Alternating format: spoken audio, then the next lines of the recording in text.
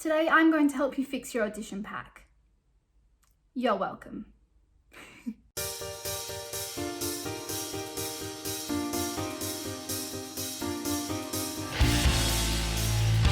An audition pack is an auditionee's first impression of you, the director or the production company.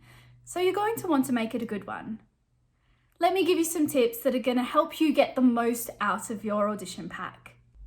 Provide as much information as possible. That's things like rehearsal days, times and locations. Same thing for the show.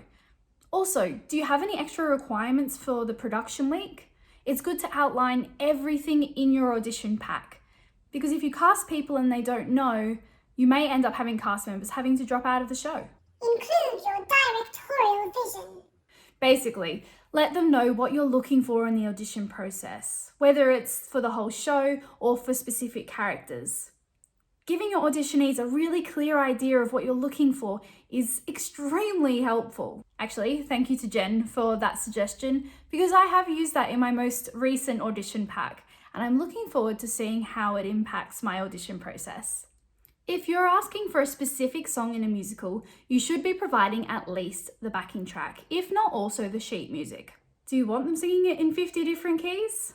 Also, this should be provided with the audition pack. Don't make your auditionee ask for it.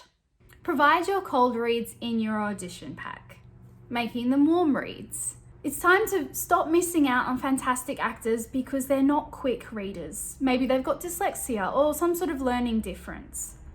This is not a test about how someone reads, it's about how they act. So let's give everyone that equal opportunity. Also, as an added bonus, you see who's really keen and have prepared their characterizations for the scenes. And you save time because you're not having to explain the context of each of those scenes. Proofread, spell check, edit. There are too many mistakes in people's audition packs. Get someone else to check over it, because when you've been looking at it for hours, you can't necessarily see the mistakes. This last one is super specific, but something I'm really passionate about. Take descriptions of attractiveness out of your character descriptions. Attractiveness is subjective, and most of the time, those descriptors are only used for female characters. They're not necessary, let's get rid of them.